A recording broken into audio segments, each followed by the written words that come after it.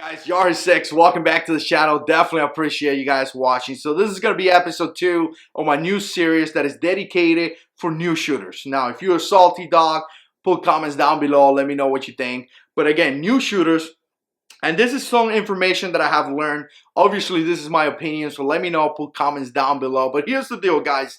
Looking for a good self-defense gun is the debatable topic. Everybody's going to tell you something different. You know, if you watch a bunch of videos, everyone is going to tell you Glock 19 is the best gun or the MMPs is the best gun. And I've probably done that in the past. But here's the deal.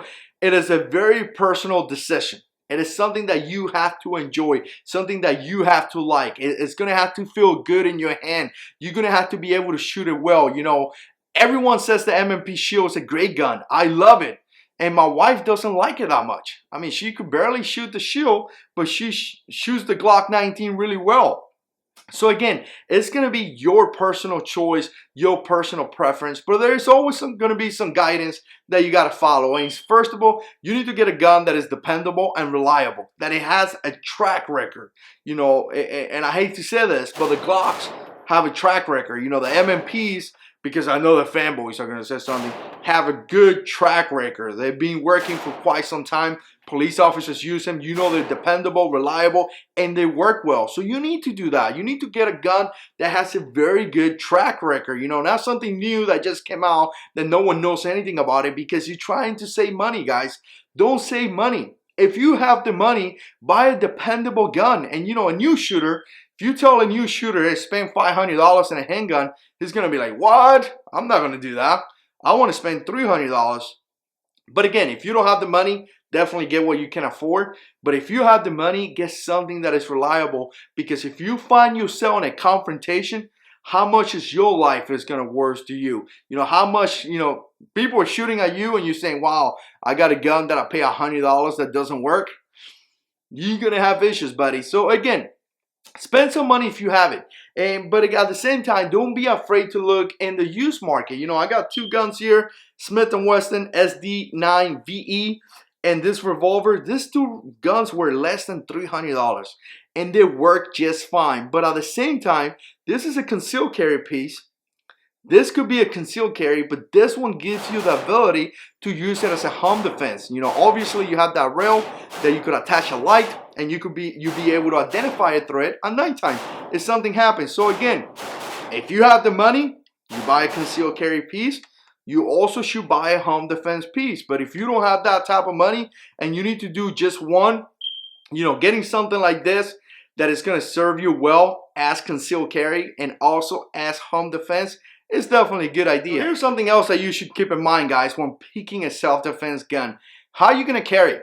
How are you going to carry that gun? And in a future video, I'm going to talk about belts. I'm going to talk about holsters and things like that. But there's many different ways to carry. Obviously, you could carry 1 o'clock, which is kind of uncomfortable to me because I'm getting kind of fat. But you could carry 3 o'clock. You know, some guys carry pocket carry. I do that a lot. So you need to look into a pocket carry gun. But again, you're going to face the situation that this gun is excellent for pocket carry. This is a Glock 42. But it's not excellent to home defense. I mean, this is 6+1 or 380 ACP. This is not a good home defense handgun. You got to keep that in mind. But again, if you're gonna open carry, you know, some guys open carry and they like to do that. I don't like to do it, but I'm all about it. You know, I would do it every now and then if I could here. This is a good choice. You know, again, MMP 45, 10+1 or 45 ACP. You have that rail right there to attach a light. Great serration, great pistol. I really enjoy it. I wish it would be 13+1 like the Glock 21, but it's not. What can we do about it?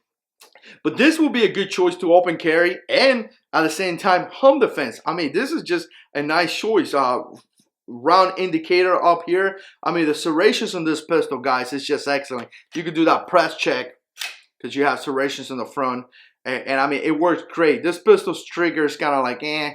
But other than that, it's an excellent pistol. So I got to tell you guys, lastly, I cannot definitely recommend you a gun specifically because it's a very personal thing to you. You need to go out there to the range. You need to rent some guns. You need to shoot some guns. Maybe have a buddy that has a couple of pistols. Go out there with him. Shoot his guns. See which one you like, which one feels better. Maybe go to the gun store and hold a couple of guns to see how they feel. You know, the ergos in the pistol. Do you really enjoy it? You know, maybe dry fire a couple of guns to feel that trigger to see if you like it. But I gotta tell you guys, stay away from difficult guns. Stay away from some of the SIGs, you know, double action, single action, decockers, safety, all those things. Even though they're great and I like them very much, it could require more training. And kind of the thing is, like, new shooters are not going to do new training. New shooters are just going to buy a gun and most likely put it in a 9 table and that's it.